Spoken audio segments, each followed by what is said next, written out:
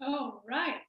Welcome, welcome, welcome. I'm Colleen Coles. I am a life coach, a trauma-informed purpose alignment mentor, and welcome. So this is our recording of the workshop, How to Set Boundaries as a Strong Empathic Woman. So thank you for joining me for this live experience. There are a couple people still joining us. They may come in, they might not. It might be you watching the recording, but I am excited because this is something I'm going to be, intending to do on a regular basis. So if you want live Q&A, live coaching, live masterminding, make sure to come live and feel free to shoot me an email at Colleen, Colleen at ColleenColes.com to let me know, like, what is it that you struggle with setting boundaries as a strong empathic woman? Even when's the best time for this workshop?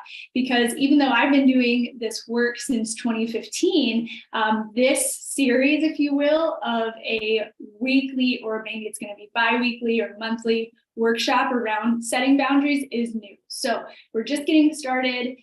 There's time for feedback and there's momentum building. So welcome, but I'm so happy you're here watching, and we'll dive in. So first off, I'm Colleen. My teeth are very blue right now because I was just eating some wild blueberries, and this is lipstick, but like my teeth are literally blue. So I don't always have blue teeth, but it's nice to meet you.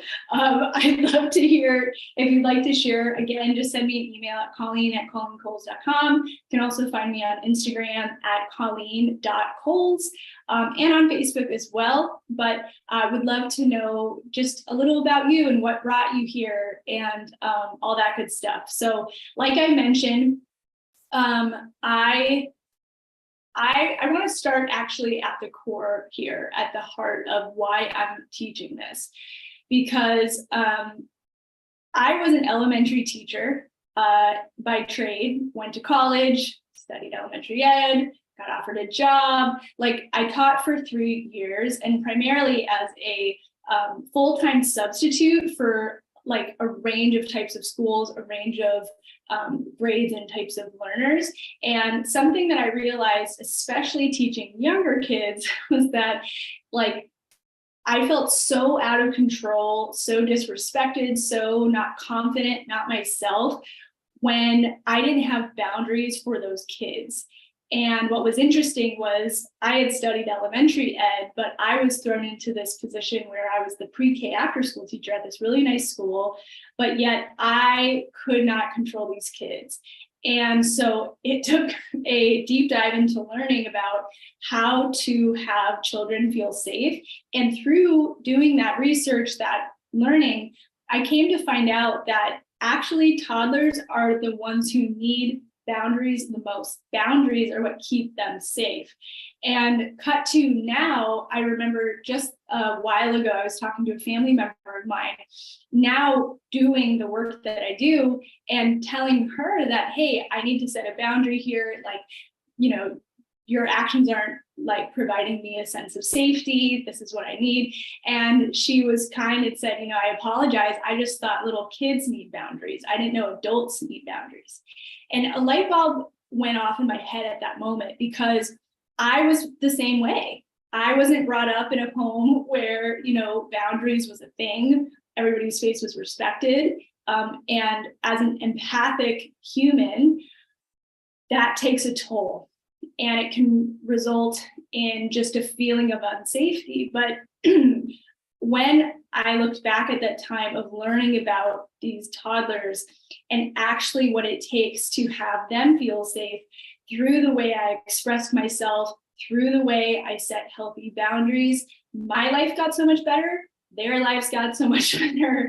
And I realized this is a key point right here, that every one of us is just like that kid.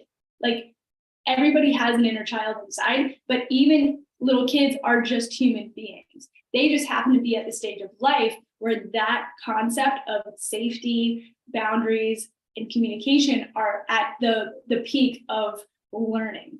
Okay, so when I decided to stop teaching because the lifestyle wasn't quite what I had wanted or imagined. And so I decided to just go on a journey of like, what makes me happy? What would I find to feel fulfilling? And through a series of events, I found life coaching and decided to focus on the purpose and like authenticity niche, because that's what helped me so much. And so back in 2016 is when I started coaching. And through the years, as I started to hone in on my purpose, on what makes me unique, what are my zones of genius, my skill sets, I realized it was this ability to really see when people are being codependent, when we're not speaking our truth, when we're people pleasing. And we're going to get into how to identify that in just a little bit. But it was this ability to see where we get blocked from living out our authentic purpose. So that's the brand I have, is Colleen Cole's Authentically on Purpose, because that's the end goal, right? The end goal for you and the work that I do personally, and I feel like just for our souls in general, for our hearts, is to be able to live out your mission here, being who you really are. So again, being able to express yourself freely, being able to live the life you want to live while living out the purpose, the soul's dharma, your mission here on earth, to complete that. Because by the end of your life, that is what will have you feeling fulfilled, right? Did you speak when you wanted to speak? Did you do the thing even though you were afraid? Did you love the person that was in front of you? Did you stand up for yourself? Did you do the work you were here to do, right? Brendon Burchard says, we'll always ask at the end of our life, did I live, did I love, and did I matter? And so my intention today is to help you learn the literal practical skills of how to make that a yes, yes, yes, how to make that a reality, okay? So we'll dive in. I just want to share a couple fun things. These Bluetooth, man. Wild blueberries are bomb.com though. You can find me at colleencoles.com. I'm going to share my screen really fast. Let me see here. Can I do that? Wait. Hold on.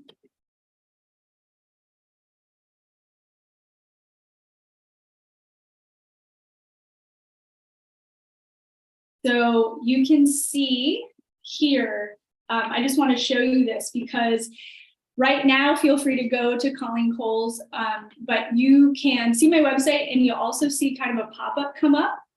It's for my newsletter you can get, but the free tool that comes with it is this grounding technique that I absolutely love.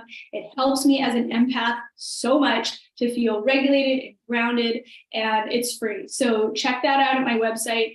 You can also go to here, praise, just to see the results that people get when they do this work.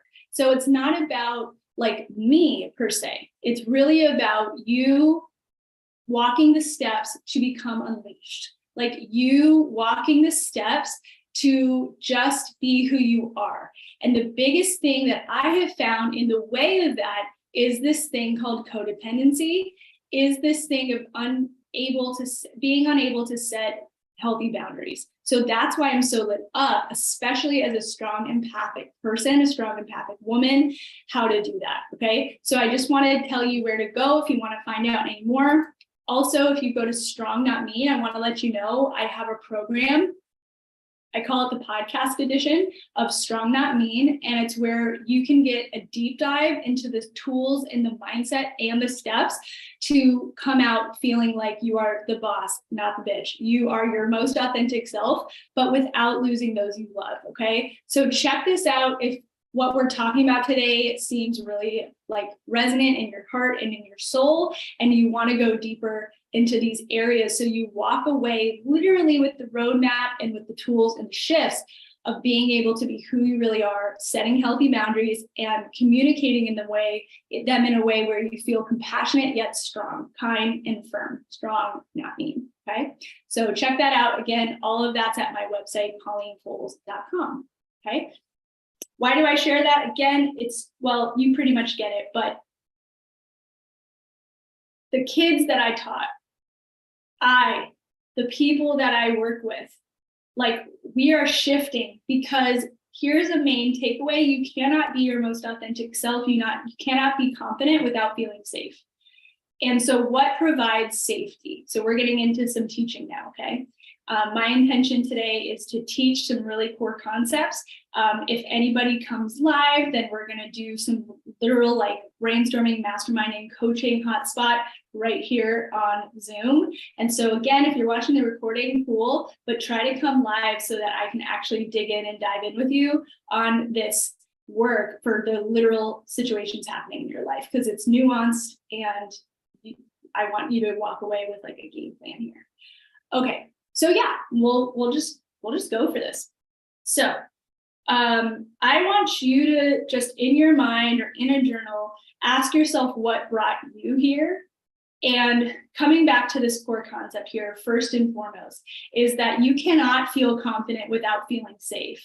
A lot of somatic practitioners that I've worked with, trained under, have said, we go as fast as the slowest part feels safe to go. So even if in your career life, you might have it all together, you might be really ambitious, or people turn to you like you're the therapist or like you're the mentor, there's, I bet, some other area of your life that isn't manifesting as much like success as you'd like, and it might be slowing you down, right? That part is slowing down the rest. And there's a saying that says, how we do one thing is how we do everything. And so what that means is that if you feel supercharged in your career, in your ambition, but like you can't speak up or don't know how to your husband or your wife, then you're not going to speak up as easily or with as much grace or finesse in your work life. So it's kind of like, if you feel scared to tell your dad like what he does bothers you, you best believe that you're going to feel scared speaking at the meeting at work where you could actually make a difference and have your opinion met, right? If I feel like you get it. So essentially what we want to help do for ourselves, for our body, for our soul, is to literally help ourselves get our needs met ourselves and feel safe being who we are, So I like to think of this as boundaries are like the structures, like the steel beams within a home or within a building that give life to your dream life, like give structure to your dream life. So the first thing to do in terms of how to even become like strong but not mean, right? The first step is to literally decide who you want to be. Like that first step is authenticity. Actually decide who you want to be, what matters to you, what are your values deeply, like what makes you you in the sense of true authenticity, because then we can form something around that. For example, I know for me, the more that I grow, I don't really tolerate chaos that much. I don't tolerate clutter, because I know that even if that seems normal in my family life, that I don't need that and it doesn't help me thrive. Until I get clear that that's actually a value, I will tolerate it. And it seems like this is just how life is. Where we're going here is getting you to a place where you get to co-create your life. You don't just go with the flow in the sense of what's normal around you, because I bet what's normal around you isn't like your dream life. And if it were, you probably wouldn't be here because you feel at peace and strong and confident. But to actually identify what you want and who you are, and knowing it's simple and you get to have it, is the first step, because now we have something to work around literally and form these structures around through boundaries. Okay, so just getting clear of like truly what matters to you, and what you want, so you can know what you don't want and you can know what you don't tolerate. Okay, so let's talk about just what is a boundary. By the way, I am a very intuitive person. The way that I flow typically is through kind of a stream of consciousness where somehow magically at the end we come full circle. If you haven't been to one of my trainings before, I just want to let you know that up front. But it's fun and magic the way things kind of come together. So we'll just do that. Okay, so what is a boundary? Coming back to this thought of like toleration, a boundary literally is just a line in the sand or a line that you write for yourself of what you will or will not tolerate. Okay, Tony Robbins, all the time, who I trained under as well, has said, we don't get what we want, we get what we tolerate. That means if you really want whatever, let's say, peace in your relationship, and yet that might be really true, but you tolerate BS, or you tolerate your husband or your wife or your partner not doing what they say they're going to do, not showing up when you had an agreement to have a date night, that's not going to create the thing you want. And even though you want it, you won't get it. Sorry, but you won't, because you're tolerating bullshit. Okay? flat, like mic drop, right? Like just real talk. So boundaries help us realize like that, one, we get to have a different type of life, and two, where is that line? Like, what are we willing to tolerate and what are we not? And the way, again, we really define that is through knowing who we are and what we want and what matters to us. So back to that step one, authenticity. Step two now is about the boundaries. And with boundaries, this comes back to like, even if we don't consciously know what's authentic to us or who we are or what we want, our body will tell us. I am a huge advocate of the feminine rising, of our partnership with the body, and with understanding as a trauma-informed coach that trauma lives in the body, our memories live in the body, and our wisdom lives in our body. And so when we know how to regulate our nervous system, that allows us to truly see and decipher what's real for us and what's just a trauma response. So with this thought around toleration, even if like you haven't done the journaling work or the mindset work or whatever to see what's authentic to you, you can tune into your body, because your body will tell you when you feel safe and when you don't. And again, coming back to, if we imagine this house of a dream life, and the walls or those metal steel beams inside are the boundaries we set, the floor level, that foundation, is safety, right? Even on the Maslow's hierarchy of needs, we know physiological safety is at the forefront. Is at the bottom. So think about, just for a second, if you want to pause this or whatever, what has you feeling safe? Like literally, what has you feeling safe? And then what has you not feeling safe?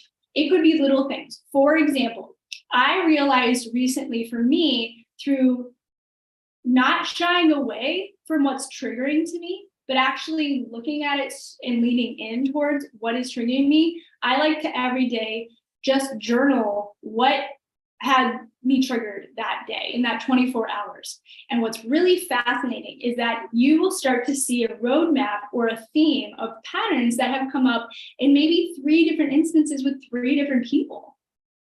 That's really good news.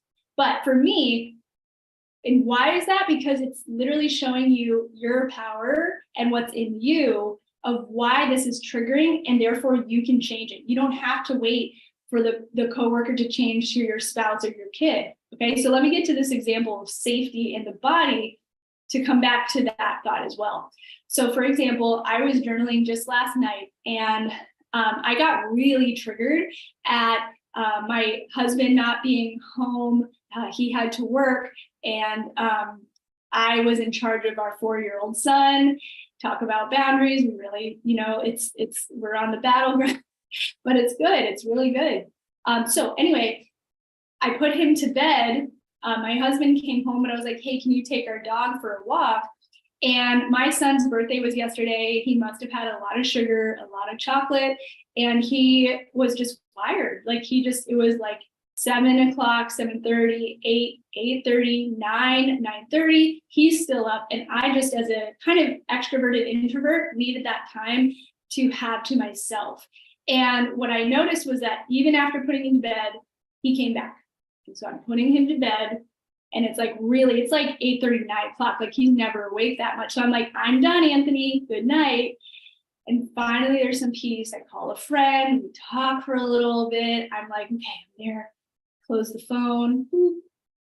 Hey, mommy. I'm like, what the? Like, I just was so triggered.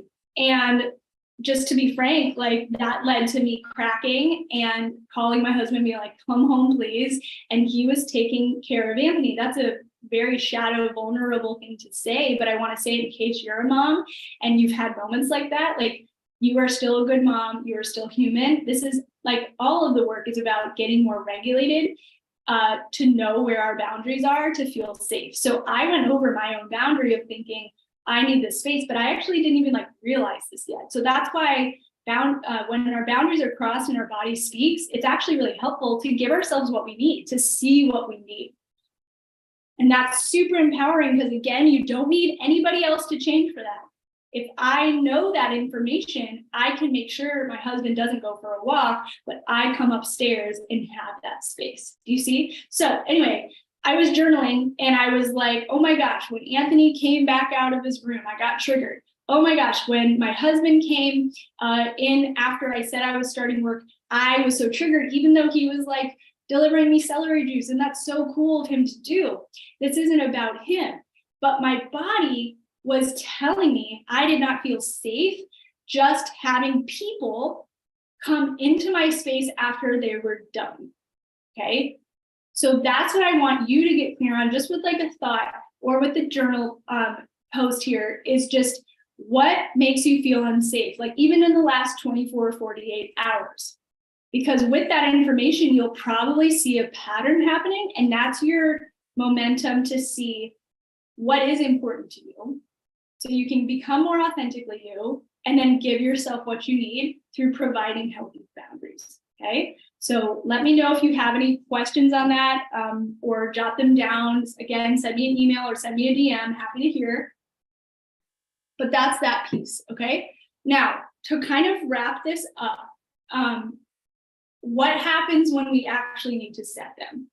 Okay. So we have authenticity. We know what a boundary is. A boundary is that line in the sand of what we will not tolerate. Now what? The next step is around emotion, okay? Because why?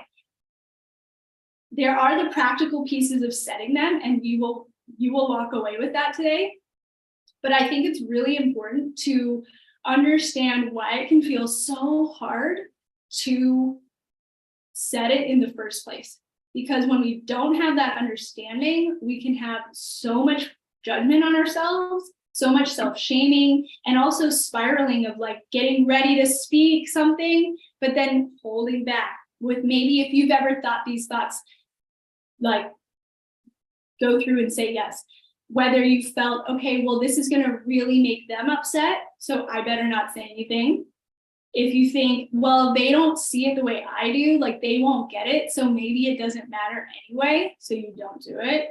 Maybe it's like you're thinking, well, this doesn't matter at all, like I should get over this. There you go. Or just like it's going to cause them pain. It's going to cause them pain. They don't get it, they won't listen, or I don't want to hurt them, so I won't say anything. And that's better for everybody.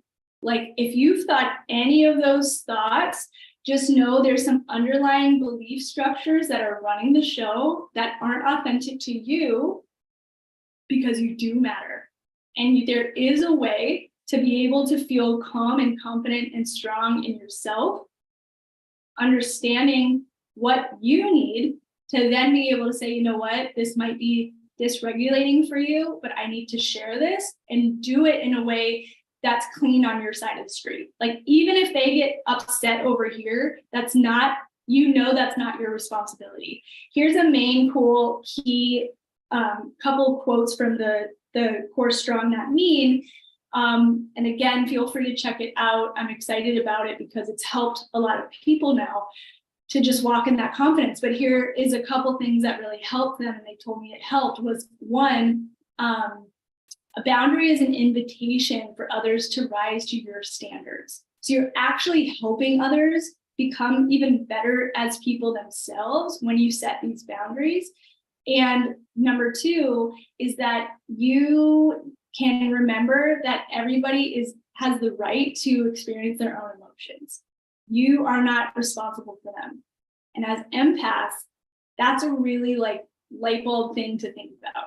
Like, it's an honor for you to trust another person to actually handle their own life and to get to have that space.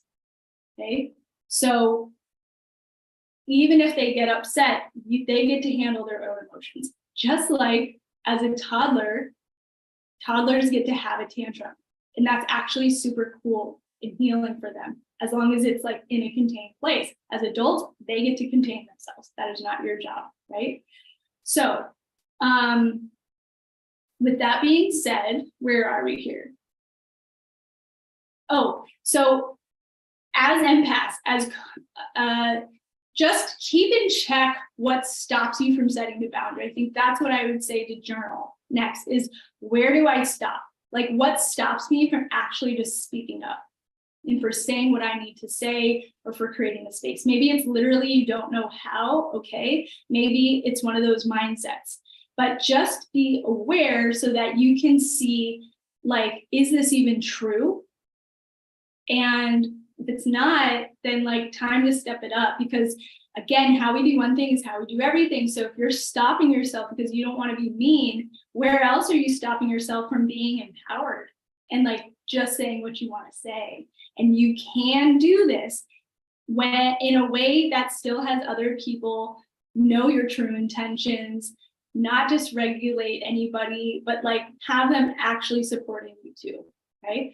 So that's the mindset piece. That's the codependency piece. As empaths, we were open sponges, especially as little kids. And so as we grow older, we're used to that. And we're used to having value by giving people that open ear, that open energy. Okay. But as adults, we find that we're so depleted. We're so burnt out. We have a lot of resentment, right? Let me know if that's you.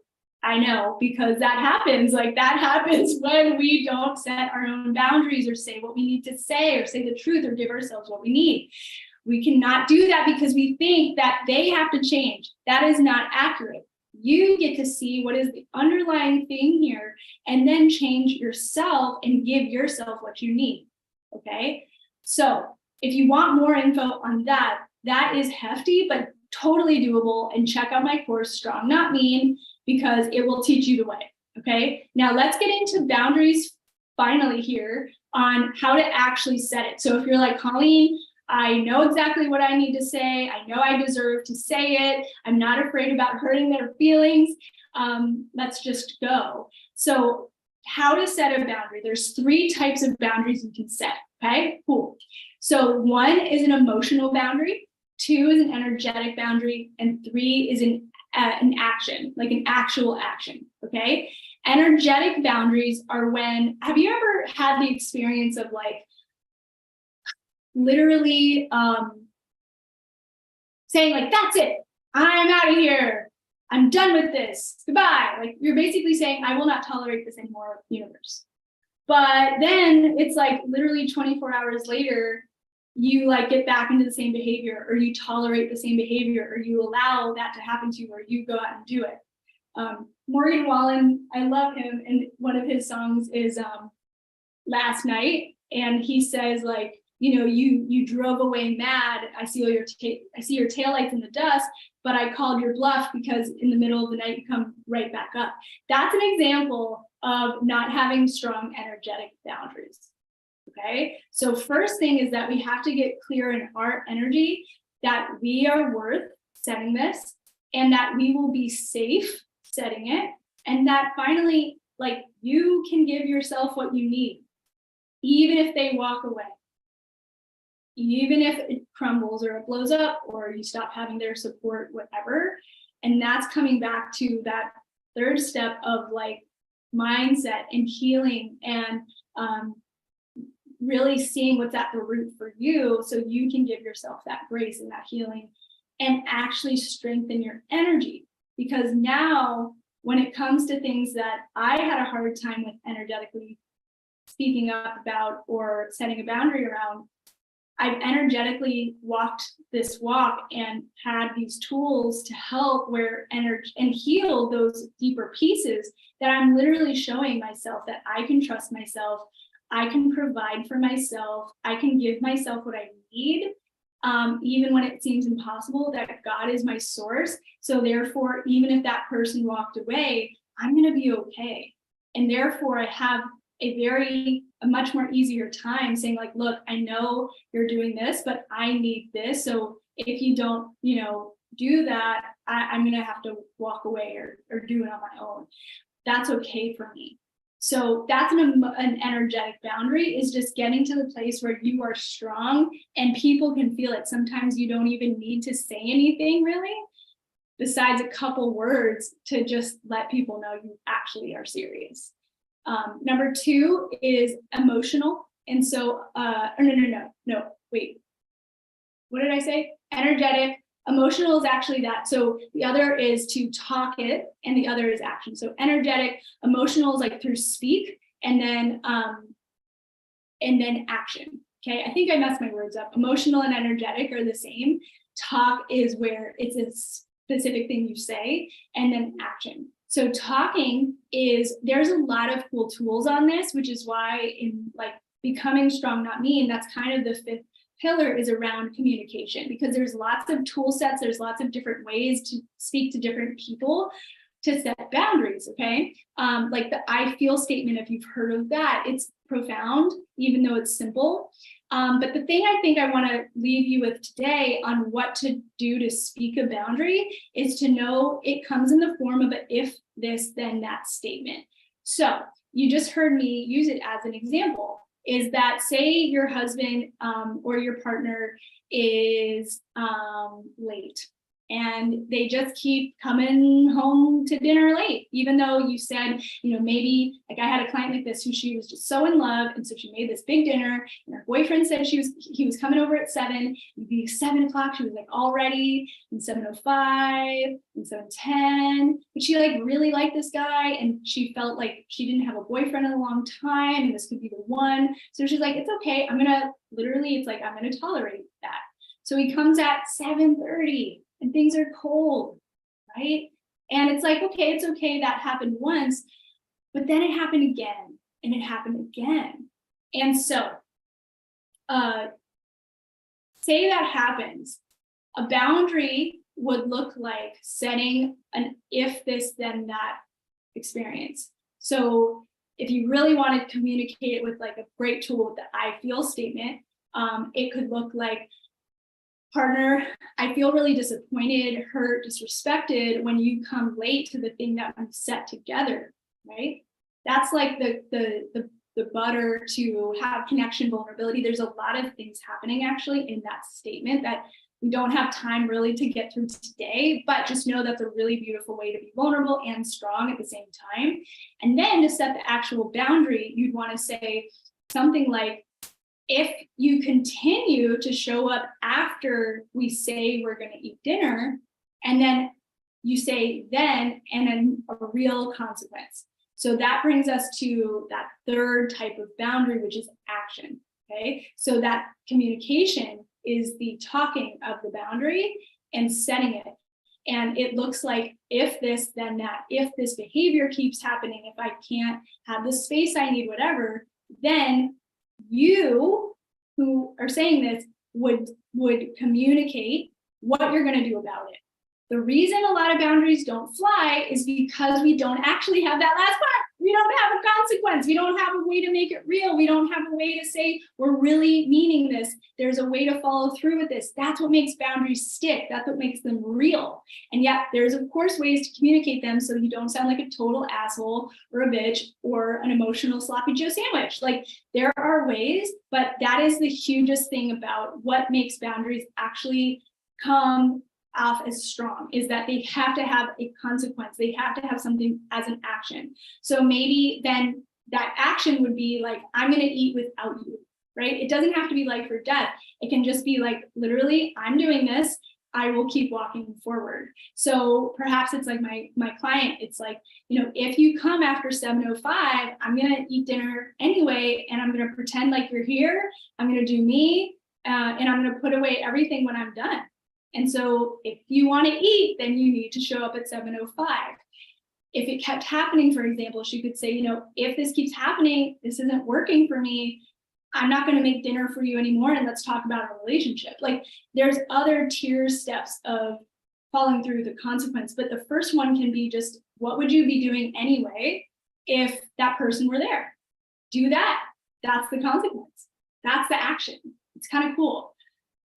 So the final type of boundary is that action piece. And that's when, if that boyfriend actually, oh, I'm so sorry, I won't do it again, and he does it again, you best believe you got to walk through with that action, because otherwise, that's when people don't take us seriously.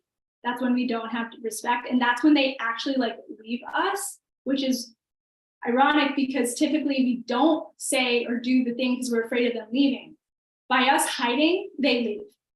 So do yourself a favor by actually following through and respecting yourself first and foremost, to actually be magnetic enough or yourself enough to have others love you.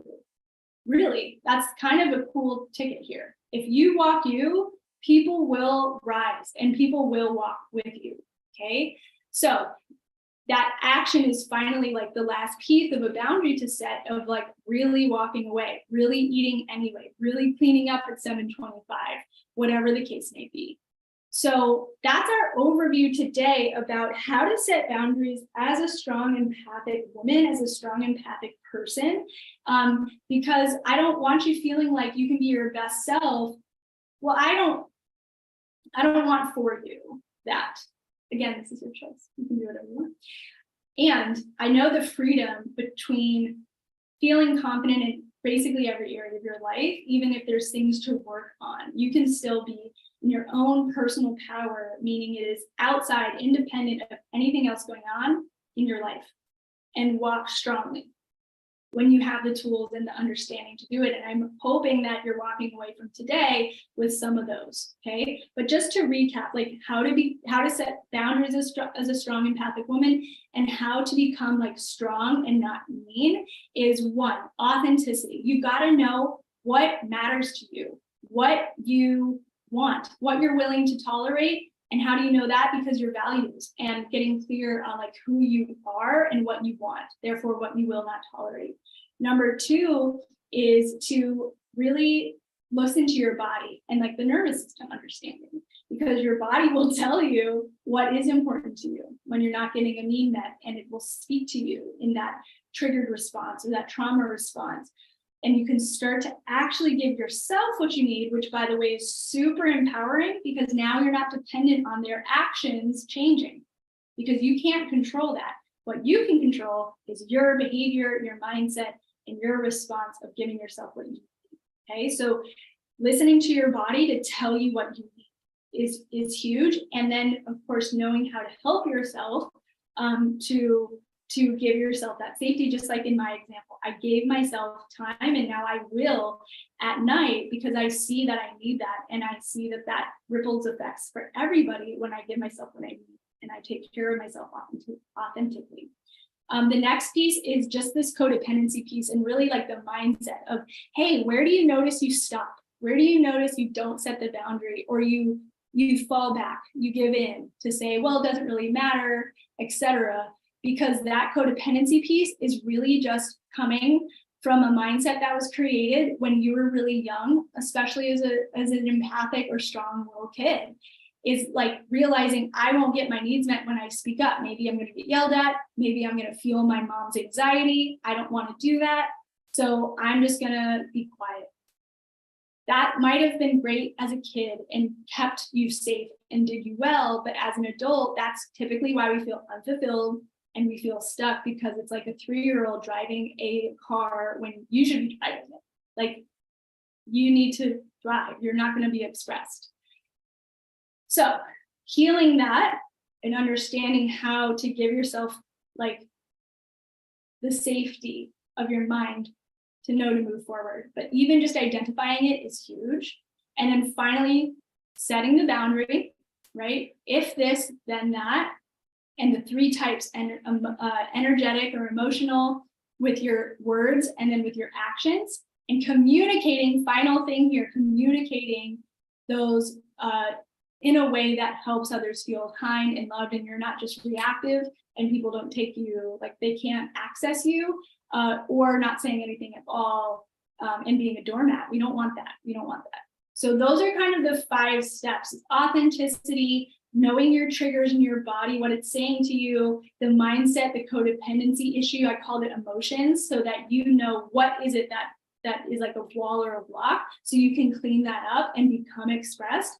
Then set the boundary, right? And then communicating it in a way that helps you be the person you truly are deep down, which is kind, which is loving and firm and strong. And maybe you haven't let that piece out. But I want to give you permission to know that that piece is loving and valid and awesome and deserves to be here. No more hiding that part. You get to be independent. You get to be proud. You get to be strong, okay? Even mean. But you can do it in a way that comes off as authentic and like not triggered. Okay, so that's the steps. Again, let me know if you have any questions at all. But I just want to tell you, just as we kind of wrap up, that this is like, oh my gosh, Colleen, this is amazing. I want to know more. I want to dive deeper. Here are a couple ways that you can do that. So I shared with you my website, colleencoles.com. And there at the top, you can go to, I'll just share my screen. Boom. Okay, cool. We can go to this, you'll see at the top, strong, not mean.